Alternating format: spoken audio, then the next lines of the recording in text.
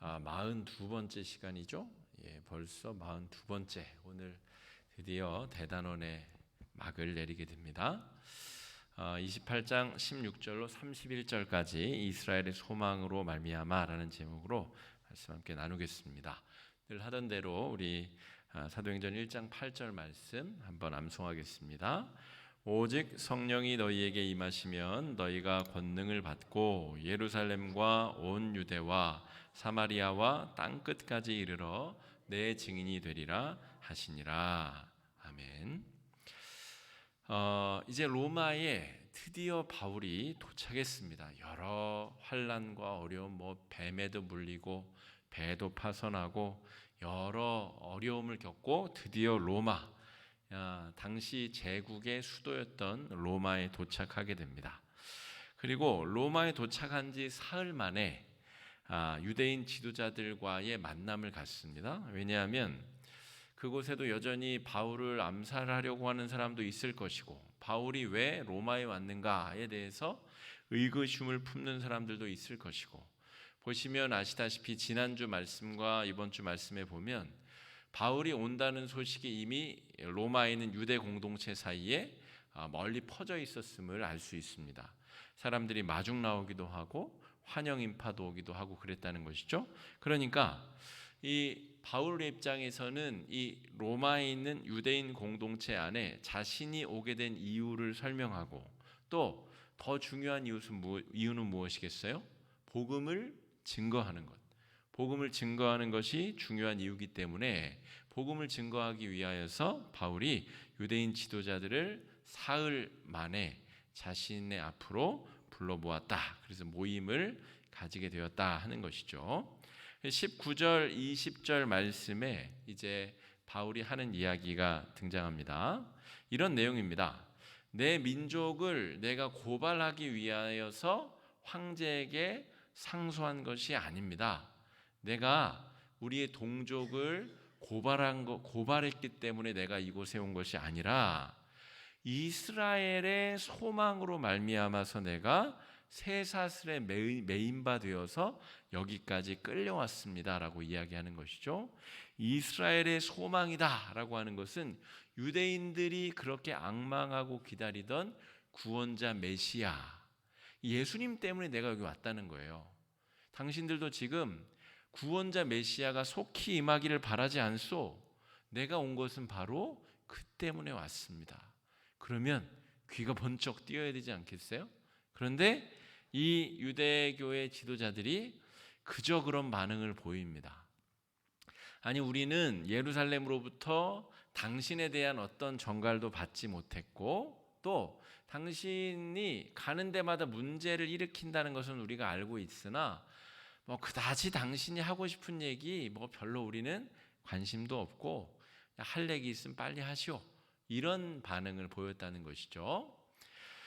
너에 대해서는 악담을 듣지 못했지만 너에 대해서 우리가 특별하게 너를 꼭 죽여야 된다, 그런 이야기를 예루살렘으로부터 들은 것은 아니지만 예수파에 대하여서 우리가 듣기는 들었다. 그런데 저 소아시아 지방, 터키 지방에서는 그 예수파 때문에 갈등이 많다는 얘기는 우리가 들었다. 이 정도 이야기를 이제 하는 것이죠.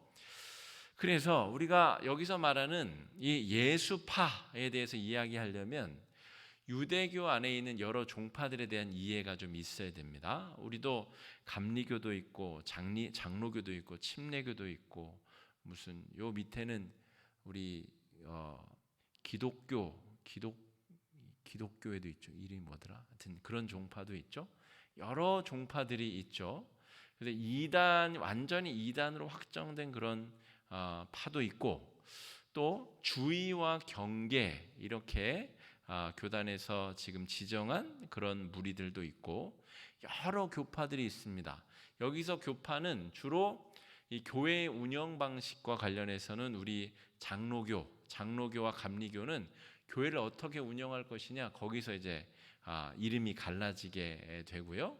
또 신학적으로 이제 자신의 신앙 고백이 중요하다 여겨지는 제세례파와 침례파 이렇게 나눠지기도 하고, 여러 가지 이유로 교회 종파들이 나누어지는데 유대교도 마찬가지다 하는 것이죠.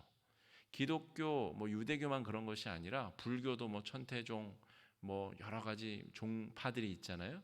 그런 것처럼 종파들이 있는데 유대교에도 이런 종파들이 있는데 로마에 있었던 이 유대교 지도자들은 예수교를 어떤 유대교의 한 분파 정도로 생각했다 이 말입니다. 그래서 유대교에 있는 주요한 분파들, 우리 첫 번째는 우리 사두개파가 있을 수 있습니다. 사두개파는 사독의 자손들이란 말입니다. 사독.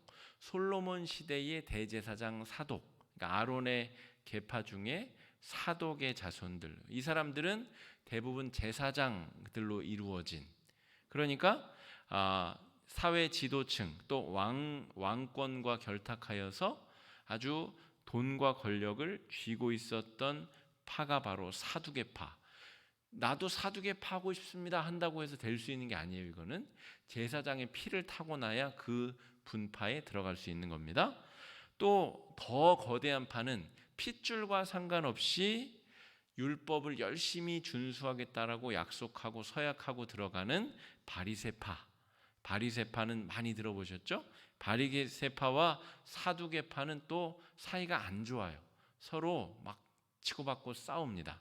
그리고 에세네파는 우리 세례 요한을 배출한 광야로 들어가서 경건 생활을 많이 했었던 그런 교파도 존재하고, 또 서기관 그룹들은 일종의 율법 전문가 그룹이에요. 이를테면 지금으로 따지자면 변호사, 법무사, 노무사 이 정도 됩니다. 그러니까 법정 가서 다툼을 하려면 이 법을 잘 알아야 되는 것처럼 율법에 대해서 통달한 사람들, 이것으로 먹고 사는 사람들, 율법 교사들, 이런 사람들을 서기관 그룹이라고 부릅니다.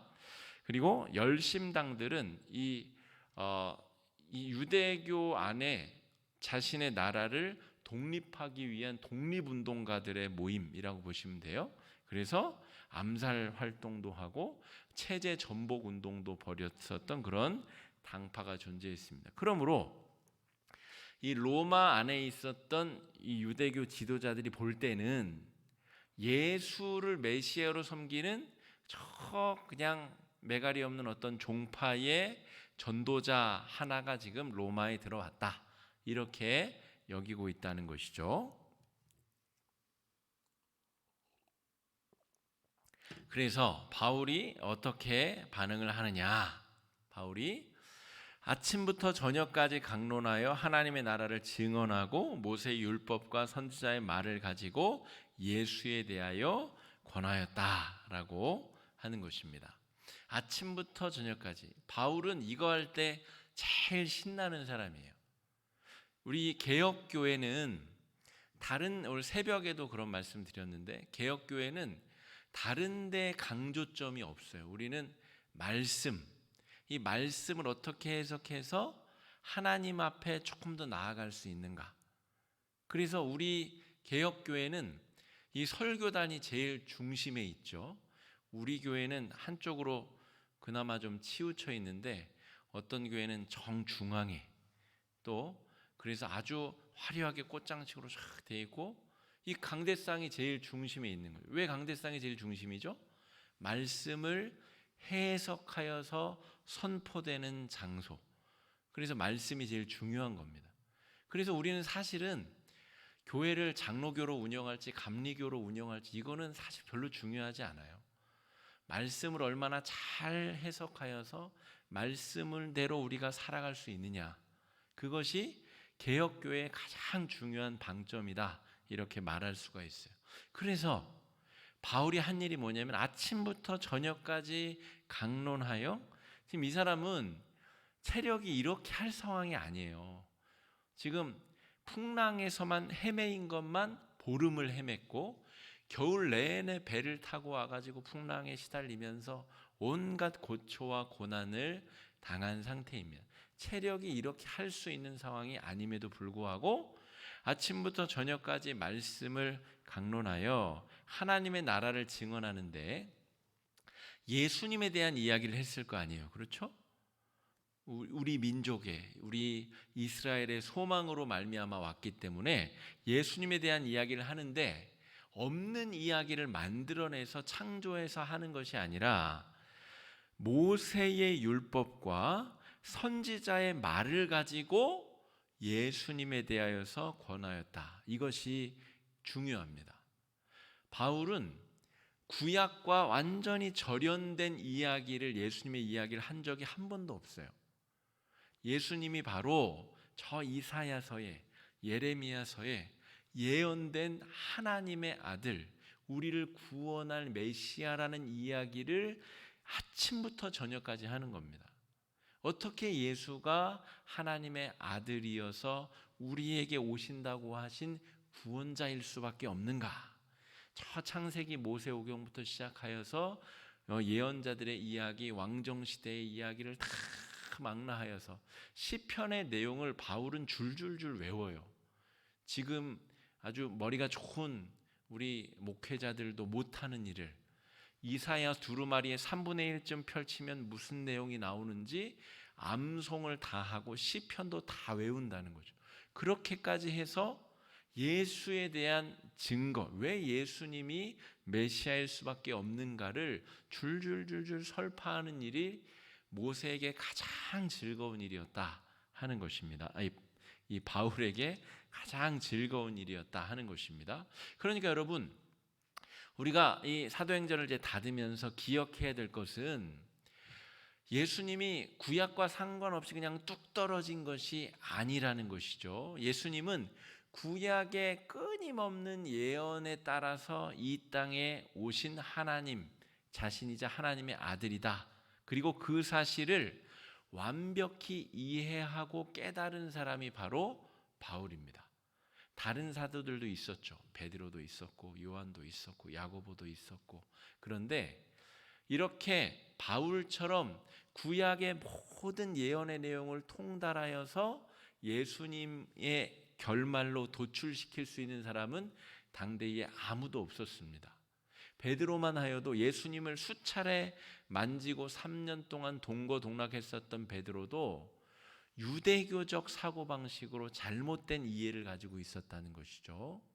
그러므로 이 바울의 복음을 아침부터 저녁까지 듣는다는 것은 얼마나 큰 축복이냐. 그리고 그러한 성서 해석을 듣고 회심하지 않는 것이 아주 희한할 지경인데 그렇지 않았다는 거예요. 24절 말씀을 보면 그 말을 믿는 사람도 있고 믿지 않는 사람도 있더라. 그러니까 참 오묘하죠. 그죠? 복음이 올바르게 전해진다고 해서 모든 사람들이 다 복음을 듣고 변화되는 것이 아니에요. 부모님이 그리스도인이라고 해서 꼭 자녀들이 예수 잘 믿는 것이 아니에요. 부모가 핏줄이 아무도 예수와 상관이 없는데 다 나이 먹고 철들어서 혼자 은혜로 예수를 영접하는 이들도 아주 허다하다는 것이죠. 그러니까 이것은 뭐라고 단정지어서 논리적으로 말할 수 없는 은혜예요. 은혜. 우리가 예수를 구주로 고백하게 된 것은 은혜이고, 그러므로 칼빈은 이것을 하나님의 전적인 은혜의 선택이다 이렇게 불렀습니다. 이거는 논리와 인과관계로는 절대 설명할 수 없는 일이 우리에게 펼쳐지게 되었다라고 하는 것입니다. 이때 이제 바울이 그 예수님을 영접하지 않는 자들에 대하여서 이런 이야기를 합니다. 너희가 듣기는 들어도 도무지 깨닫지 못하며 보기는 보아도 도무지 알지 못하는도다. 28절에 그런즉 하나님이 이 구원이 이방인에게 보내어진 줄 알라. 그들은 그것을 들으리라 하더라라고 기록하고 있습니다. 이때에도 심지어 이 예수님의 복음을 듣고도 변화되지 아니하는 사람들에게 하는 이야기도 이사야서 6장을 인용하여서 이야기할 정도로 바울은 구약의 이해로 예수님을 설명하고자 했었던 사람이다라고 하는 것입니다.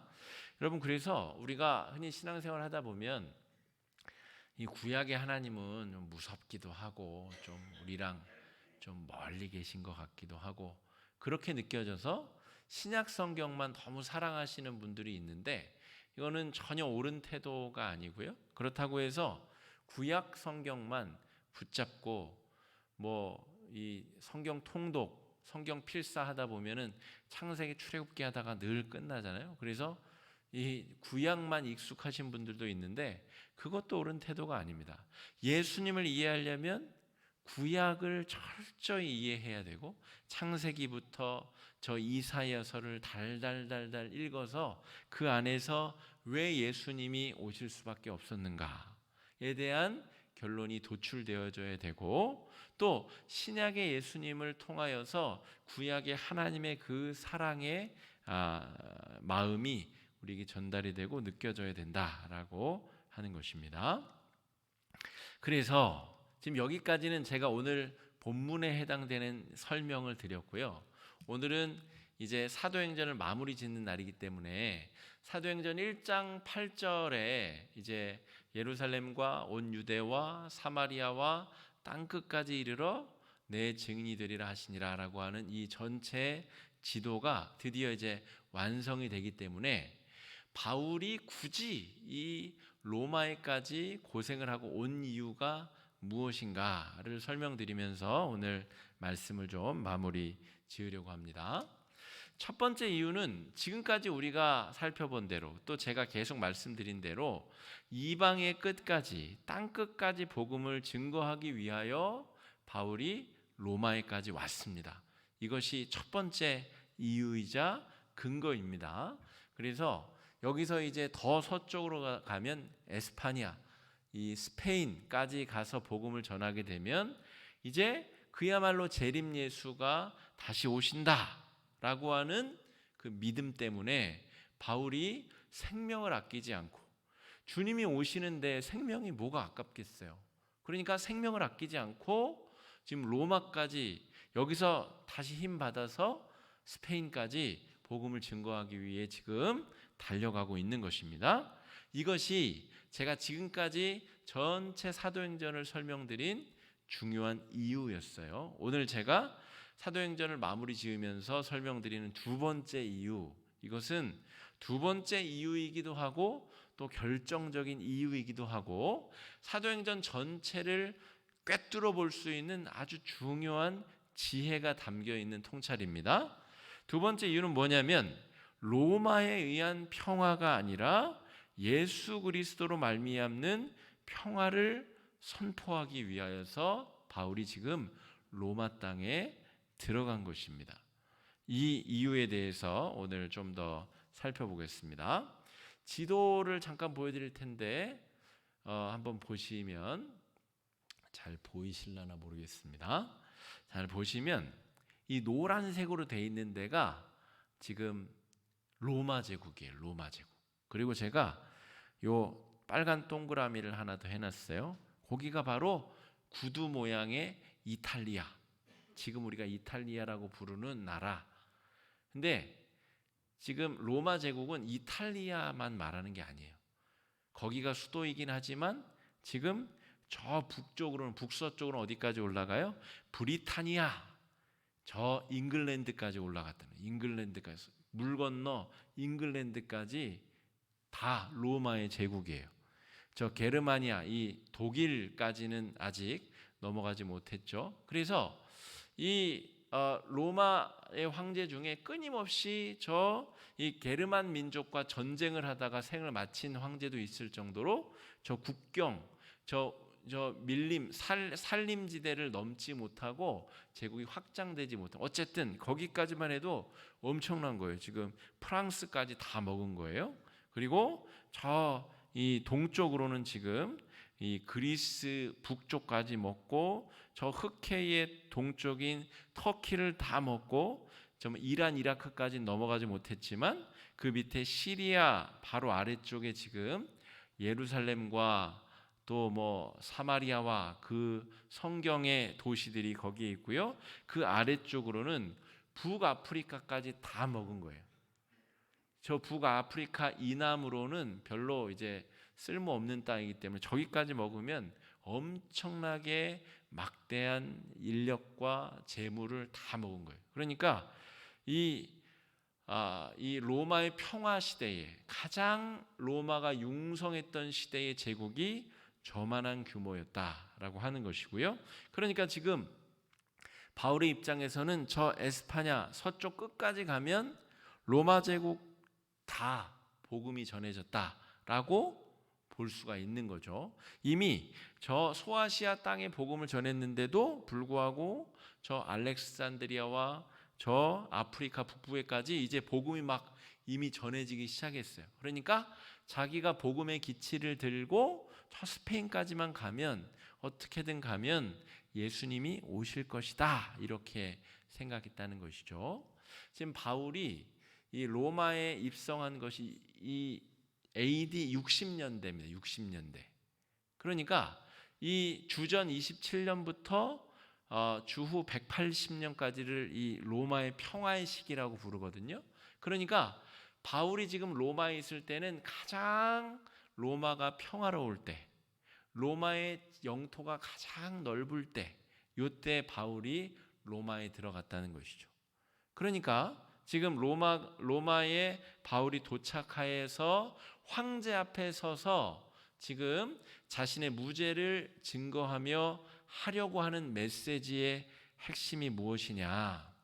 로마의 평화는 진짜 평화가 아니라는 거예요. 가짜 평화라는 거예요. 사람에 의해서 통치되는 세상, 그것이 진짜 평화 같지만 가짜 평화다. 참 평화를 주러 오신 예수 그리스도를 만나야 진짜 평화가 찾아온다, 이 이야기를 하고 싶은 것입니다. 이 로마에 의한 평화, 이것을 이제 라틴어로 팍스 로마나라고 하면 로마의 팍스가 평화 이렇게 되거든요. 그러니까 팍스 아메리카나 이렇게 라틴어로 하면 미국에 의해 주어지는 평화 이렇게 됩니다. 팍스 브레타니아 이렇게 하면 영국에 의한 평화 이렇게 되는 것이죠. 그러니까 로마에 의해서 저 1세기와 2세기의 이 유럽이 전쟁이 잦아들고 너무 로마가 강력하니까 전쟁이 없는 거예요. 그리고 넓은 제국을 황제가 통치하면서 이 마치 평화가 있는 것처럼 그렇게 여겨지는 시기가 바로 팍스 로마의 평화, 로마에 의해 주어진 평화의 시기다라고 하는 것이죠. 기원전 27년부터 기원 후 180년까지가 주로 이 팍스 로마나의 시대로 불리는데, 이때 유럽 사상 가장 광대하고 강력한 제국이 형성되었습니다. 이 이후로는 유럽에 이러한 강력한 제국이 있었던 적이 없어요. 로마 제국도 동서 쪼개지기도 하고 계속 이방의 침입을 당하기도 하고 그랬다는 것이죠. 그래서 이때만큼 강력하고 광활한 영역을 통치했었던 적이 없다. 그래서 이때의 황제들은 자기를 신이라고 불렀어요. 신. 내가 신이지, 내가 신이 아니면 누군가?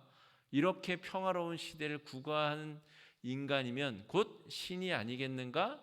각 도시마다 자신의 신상을 세우고 절하게 만드는 시대였다라고 하는 것이죠.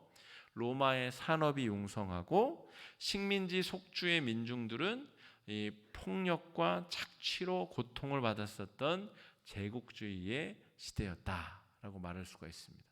그러니까 로마인들의 입장에서 볼 때는 야, 이거 정말 로마의 황제 신이 다스리는 평화로운 마치 천국과 같은 그런 시대다. 팍스 로마나라고 불렀다니까요. 이러한 시대가 진짜가 아니다, 이 이야기를 하기 위해서 바울이 황제 앞에 섰다는 거예요. 야, 너 내 얘기 좀 들어봐. 진짜 이 땅의 구원자에 대해서 내가 이야기하겠다. 그 이야기를 하기 위하여 담대하게도 바울이 지금 황제 앞에 서기 위하여 가고 있다 하는 것이죠. 첫 번째 이야기한 이방의 땅끝까지 복음을 전하기 위한 이유임과 동시에 사도행전의 핵심적인 주제, 또 창세기부터 요한계시록까지의 그 관통하는 주제, 예수 그리스도 말고 이 땅에 참된 평화를 줄 수 있는 능력자는 존재하지 않는다. 그 메시지를 당대 가장 강력한 인간인 로마 황제 앞에서 바울이 증거하기 위해 지금 이 로마에 입성하였다는 이야기입니다. 강대국의 힘에 의한 가짜 평화를 팍스, 이 평화라는 단어를 붙여서 불렀는데, 바울이 얘기하고자 하는 것은 그것은 가짜다라고 하는 것이죠. 인간이 신이 되는 문화, 또 인간 위에 인간이 군림하는 문화, 그리고 그러한 시대에 대해서 복음은 이미 사망 선고를 내리고 있다라고 하는 것이죠. 여러분, 우리가 예수 믿는다는 게 뭐죠? 예수 믿는다는 것은 바로 이 바울의 이러한 선포에 아멘으로 응답하는 것입니다. 그죠? 그래서 우리가 그 예수 믿기 이전에 가지고 있었던 모든 가치관들이 새로운 국면을 맞이하게 되는 것을 우리가 구원받았다라고 이야기를 하는 것이죠. 이 세상에 나가면 여전히 돈이 최고다, 아니면 건강한 게 최고다, 뭐 잘 먹고 잘 사는 것이 최고다, 저마다의 이 개통 철학을 가지고 사람들이 살아가요. 그것을 세계관이라고 부르고 인생관이라고 불러요. 근데 이 당시는, 팍스 로마나 시대에는 로마의 이 통치가 정말 최고다, 이러한 때는 전에도 없었고 앞으로도 없을 것이다 라고 하는 세계관을 가지고 많은 사람들이 살고 있었는데, 바울은 그것이 아니다라고 하는 이야기를 하고 싶다는 것입니다. 그래서 이 사도들의 신앙 고백, 우리가 예배 때마다 고백하는 사도신경 있잖아요. 사도들의 신앙 고백 안에 본디오 빌라도에게 고난을 받으사 십자가에 못 박혀 죽으시고 라고 하는 부분이 들어가 있죠. 모든 신앙인들은 이 고백을 합니다. 이 고백의 핵심도 바로 이것입니다. 그러니까 예수님이 로마 황제가 아주 직접적으로 파견한 이 총독에 의하여서 억울하게 십자가형에 달려서 죽었다는 것이죠.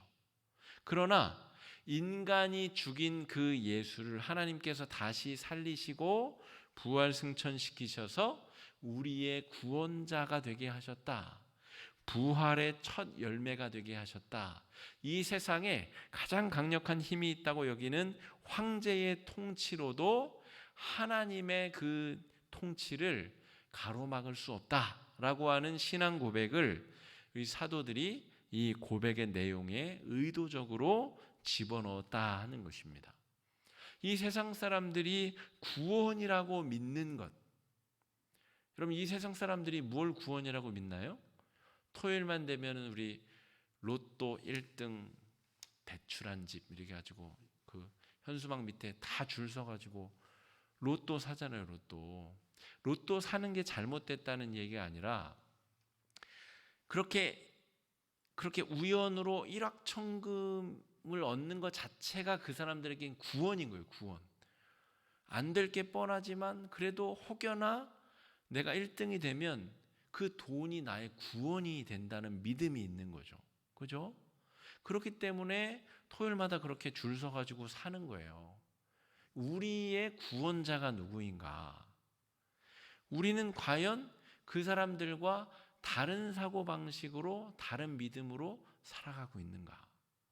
옆집 사람이 집을 샀는데 저 집 사면 망할 것 같은데 정말 운 좋게도 그 집이 몇 배가 튀어가지고 돈을 막 벌었다고 얘기를 들으면 막 배가 아프고, 배가 아플 법도 하지만 배가 아파도 뭐 그건 이상한 일은 아니지만 그 배후에 있는 우리의 마음, 우리의 진짜 구원이 어디에 있는가라고 할 때 여전히 우리의 마음은 역시 돈이 안심할 수 있는, 우리를 믿게 만들어주는 우리의 정말 믿을 만한 터전이지라고 하는 그런 신앙 고백이 우리한테 있기 때문이다 하는 것이죠.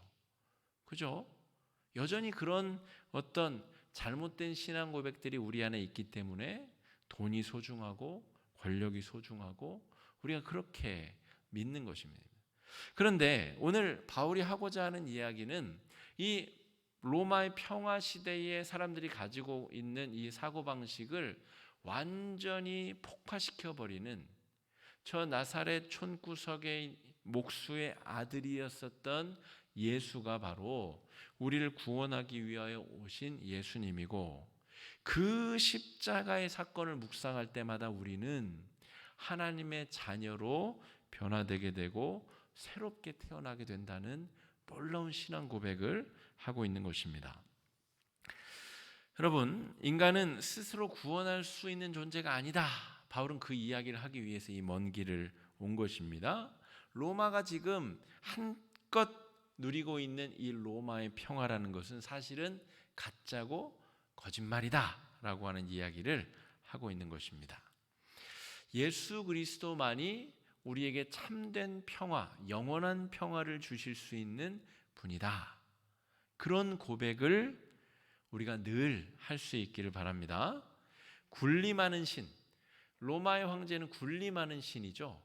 자기의 동상을 곳곳에 도시마다 세워놓고 거기에 절하지 아니하면 채찍으로 때리고 감옥에 가두고, 그렇게 사람들 위에 군림하는 또 다른 인간이 바로 황제인데, 우리를 구원하여 주신 하나님은 스스로 인간을 위하여서 스스로 자기의 목숨을 희생하시고 섬기기 위하여 이 땅에 오신 분이고, 하나님과 인간 사이의 그 죄악의 문제를 해결하기 위해 오신 분이시고, 이사야가 선포한, 제가 이따 이사야 말씀을 좀 함께 볼 텐데, 이미 주전 8세기에 이사야 선지자가 예언한 그 하나님 나라가 도래하게 만든 그 예수 그리스도에 대한 이야기를 하고 있다는 것입니다. 하나님께서 참된 왕이 되시는 평화의 시대. 요즘에 역대하 말씀 읽고 있잖아요. 역대하 말씀에는 왕들조차도 하나님의 말씀을 대언하는 선지자 앞에 무릎을 꿇어야 됩니다. 하나님의 말씀이 떨어지면 왕이라도 무릎을 숙이고 머리를 숙이고 하나님의 뜻을 받들어야 그게 하나님이 다스리시는 시대인데, 지금 이 팍스 로마나 시대는 인간이 인간 위에 군림하고 인간이 인간을 통치하고 착취하고 마치 참기름 짜듯이 막 고혈을 짜내서 그것으로 호의호식하는 잘못된 세상이다.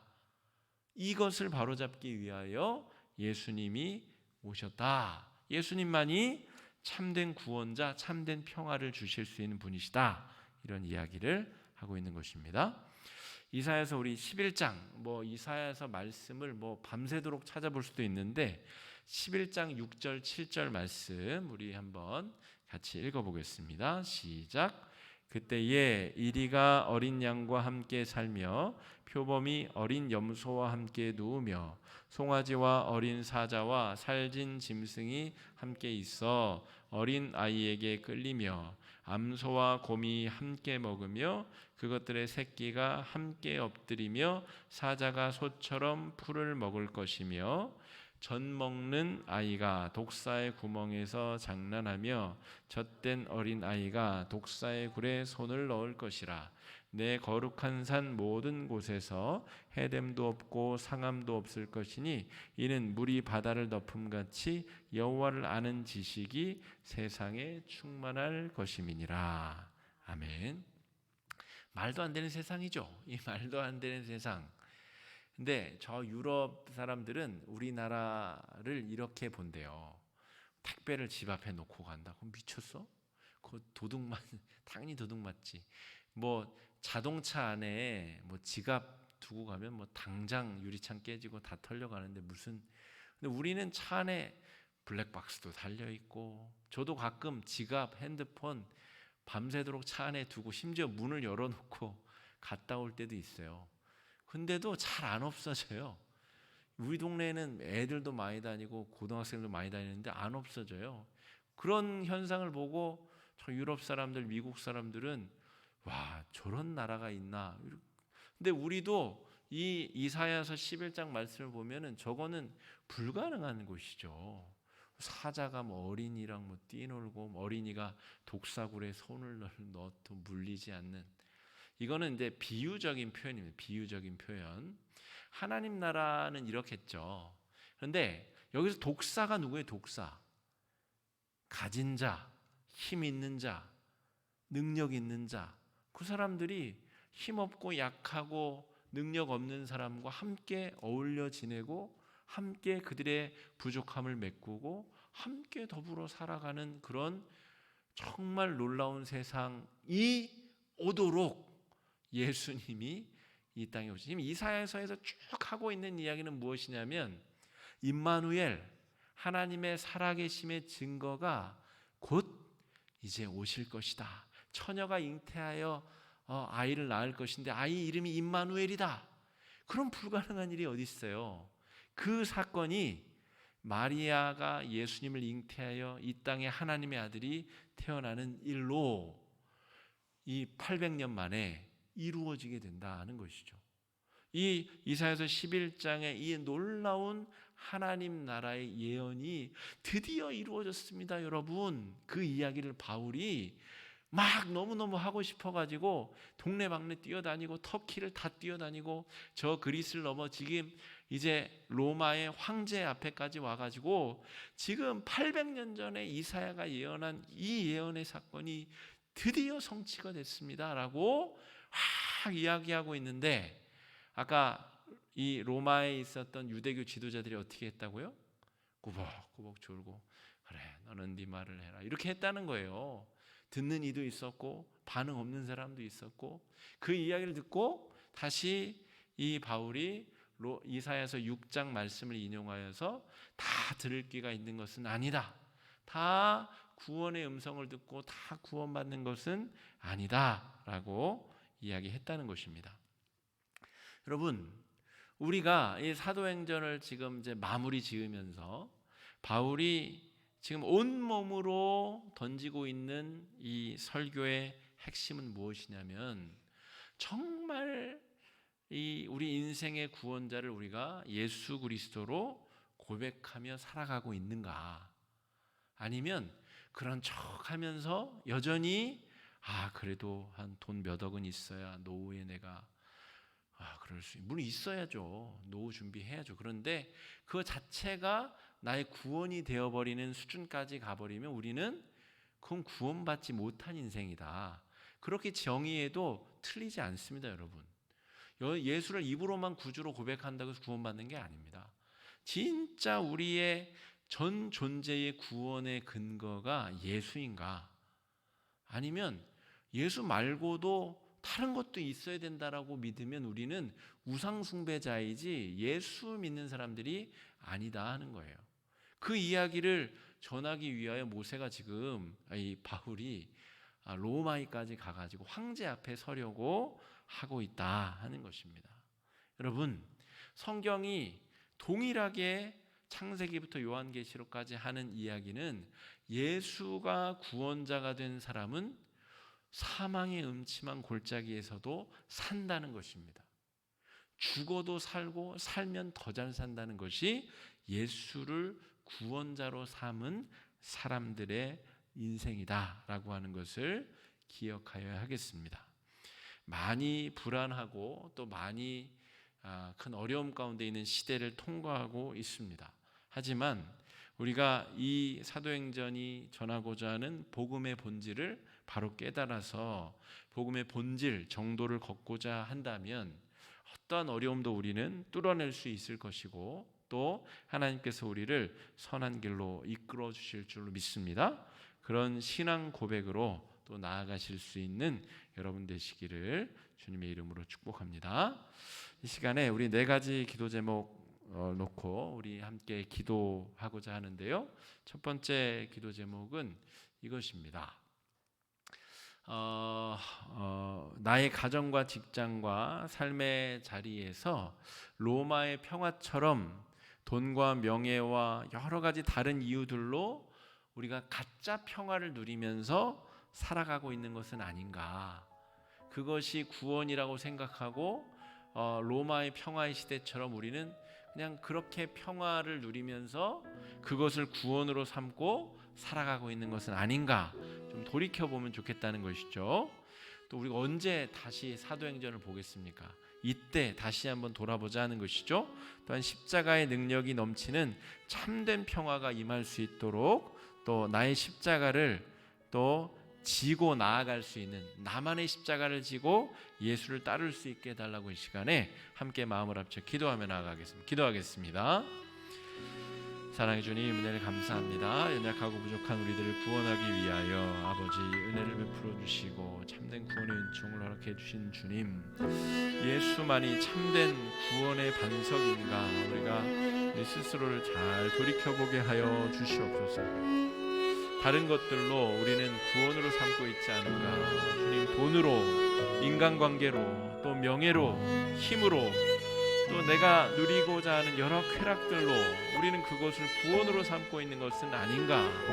자식이 우리의 구원이 되기도 하고 이 세상 사람들의 평판이 우리의 구원이 되기도 하고 여러 가지들이 우리의 마음을 훔칠 때가 있는데, 주님, 우리를 도와주셔서 하나님의 아들 예수 그리스도만이 우리의 구원의 반석 되게 하여 주시고 오늘 밤에 당장 우리의 생명을 걷어가신다 하여도 우리는 흔들리지 아니하는 믿음으로 구원받은 사람답게 살아갈 수 있도록 인도하여 주시옵소서. 하나님 아버지, 연약하고 지친 우리의 어깨를 주님 붙잡아 주시옵시고 주님, 죄짐에서 벗어나게 하여 주시며 예수 그리스도의 십자가의 능력과 구원으로 말미암아서 온전한 회복과 치유와 구원을 경험할 수 있도록 주님 아버지 인도하여 주시옵소서. 아버지 하나님, 우리의 삶을 붙잡아 주시고 우리의 가정과 직장과 삶의 자리에서 참된 구원의 반석 되신 예수님을 바라보며 예수님을 붙잡고 나아가는 인생들 될 수 있도록 아버지 하나님 인도하여 주시옵시고 역사하여 주시옵소서. 우리 두 번째 기도 제목 좀 함께 나누겠습니다. 우리 주변에는 예수 그리스도가 참 평화가 아니라 거짓 평화를 추구하면서 살아가는 인생들이 얼마나 많습니까? 그렇죠?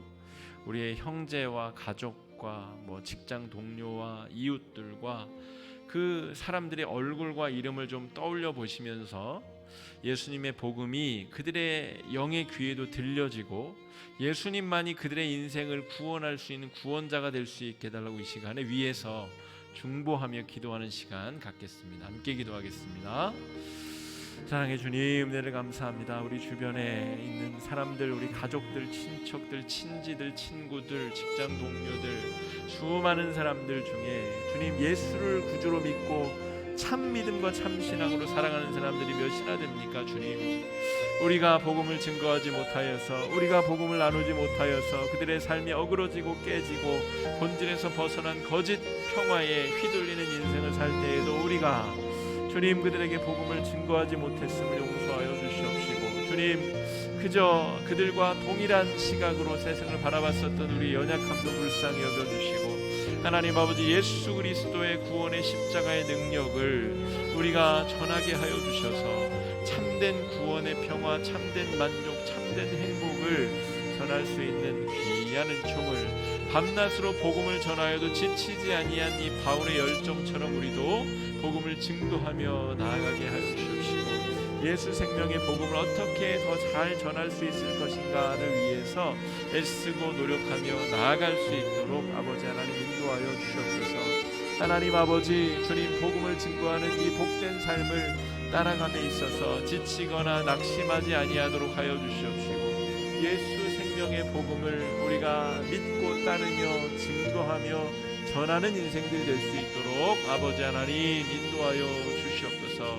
하나님, 주의 말씀으로 우리의 삶을 변화시켜 주시되 예수 그리스도로 연결되는 말씀 묵상이 되게 하여 주시옵시고 말씀으로 말미암아서 예수님과의 그 아름다운 관계가 더 뜨겁게 이어질 수 있도록 주님 주장하여 주시옵소서. 말씀을 읽고 말씀을 듣고 말씀대로 살아가게 하여 주시옵시며 아버지 하나님, 예수 그리스도만이 우리의 참 구원자가 되어서 예수께 우리의 모든 인생을 걸고 나아갈 수 있도록 아버지 하나님 인도하여 주시옵시고 주님 역사해 주시옵시고 주님 주장하여 주시옵시고 함께하여 주시옵소서. 예수 그리스도로 말미암아 우리 인생이 변화되고 새로워질 수 있도록 아버지 주시옵소서. 세 번째 기도 제목입니다. 우리 코로나19 또 백신과 치료제가 이제 개발되고 되었다는 소문도 들리고 또 이제 여러 나라에서 개발되고 있다는 소문이 들리고 있는데 또 그것이 다 우리 한 명 한 명 우리 국민들에게까지 전해질 때는 또 언제인지 알 수 없으나 하나님께서 인도하시면 이 상황이 속히 호전되고 또 이 고통받고 있는 이 피조 세계가 정말 하나님을 믿는 사람들을 통하여서 변화되고 치유되고 회복될 수 있도록 또 이 어려움이 속히 극복되어서 예배가 회복되고 우리 목장 소모임도 회복되고 신앙생활이 더 깊이 있게 연결어 갈 수 있도록 위해서 여러분 마음을 합쳐 기도해 주시기 바랍니다. 기도하겠습니다. 사랑해 주님, 은혜를 감사합니다. 코로나19가 주님 더 악화일로로 치닫고 있는 와중에 백신과 치료제가 개발되고 있다는 소식이 들리고 있습니다. 아버지 하나님, 백신과 치료제가 구원이 아니라 하나님께 구원의 소망이 달려있음을 알고 있사오니 주님께서 이 어려움을 주님 속히 회복시켜 주셔서 주님 교회마다 예배가 회복되어지고 하나님을 바로 믿는 신앙 교육이 회복되어지며 주님 소그룹 나눔과 함께 신앙생활하는 기쁨이 회복되어질 수 있도록 주님 역사하여 주시옵소서. 하나님 그리하여서 우리의 연약함이 주님 오히려 우리 스스로를 돌아보아 하나님의 아름다운 성품에 동참할 수 있도록 인도하여 주시며 주님께서 붙들어 주시고 인도해 주시는 하나님 나라의 구원의 역사를 경험할 수 있도록 아버지 인도하여 주시옵소서. 우리는 연약하고 심약하오나 주님께서 함께하여 주시면 이 복음의 능력대로 우리가 살아가게 될 줄 믿사오니 피조세계에 저지른 인간들의 죄악을 주님 돌이켜 회개하게 하여 주시옵시고 이 피조세계가 주님 그 어두운 상태에서 회복되어 하나님 아버지 다시금 주님 창조의 그 아름다운 모습으로 회복되어질 수 있게 하여 주시옵시며 주님 이 시대를 향한 우리가 그리스도인들이 해야 될 사명이 깨달아지게 하여 주시옵시며 하나님의 아름다운 구원의 역사에 동참시켜 주셔서 그 구원을 경험하며 누리며 이끌어가며 만들어갈 수 있도록 주님 아버지 함께하여 주시옵시고 역사하여 주시옵소서. 하나님 한 가지 더 우리 마지막으로 기도하겠습니다. 우리 교회에 우리 입원 중인 성도들 또 환자들 또 지병으로 인해서 우리 예배 출석이 어려운 우리 집사님들 장로님 또 우리 권사님 위해서 기도해 주시고 또 여러 경제적 어려움 인간관계의 어려움 여러 어려움을 겪고 있는 성도들 이 해가 가기 전에 화해할 건 화해하고 또 회개할 건 회개하고 하나님 앞에 돌이켜 다시금 그 신앙의 원형을 회복해 나갈 수 있도록 자기 자신을 위해서 또 떠오르는 우리 목장원들 우리 교우들을 위해서 시간에 마음을 합쳐 기도해 주시기 바랍니다. 기도하겠습니다. 사랑의 주님 은혜를 감사합니다. 주님 우리 같이 신앙생활하는 지체 중에 주님 몸이 연약하여서 지금 중환자실에 또 요양병원에 여러 모양으로 고통 가운데 있는 환우들이 있습니다. 주님 불쌍히 여겨주시고 그들의 육체를 회복시켜 주시며 주님 그들의 심령을 회복시켜 주시고 그 가족들의 마음을 주님 위로하여 주시고 회복시켜 주시기를 주님 바랍니다. 주님 우리 성도들을 위하여 기도할 수밖에 없사오니 주님 기도케 하여 주시고 주님 의료진들의 돌봄과 또한 아버지 하나님 주의 역사를 통하여서 회복되어지는 은혜가 있게 하여 주시고 특별히 오랜 지병으로 예배의 자리에 참여하지 못하는 우리 어르신들 주님 그 삶들을 위로하여 주시옵시고 주님 치유하여 주시고 회복시켜 주시기원하오니 성령의 붙드시는 은혜와 역사하심으로 아버지 인도하여 주시옵시고 주장하여 주시옵소서.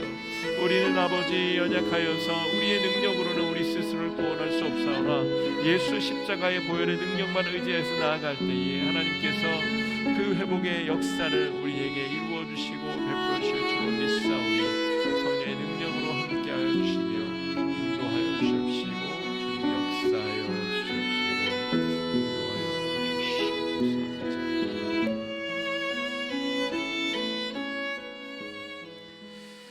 사랑의 주님, 오늘 사도행전 말씀을 마무리 지으며 온 세상을 구원하시기 위하여 참된 구원을 베푸시기 위하여 이 땅 가운데 오신 예수님을 다시 한번 깊이 만나 보게 됩니다. 예수님만이 우리 구원의 근거가 되게 하여 주시옵시고, 다른 모든 것이 다 사라져도 예수님만 있으면 살 수 있다라는 소망으로 이 힘든 세상 살아낼 수 있도록 힘과 은혜 허락하여 주시옵소서.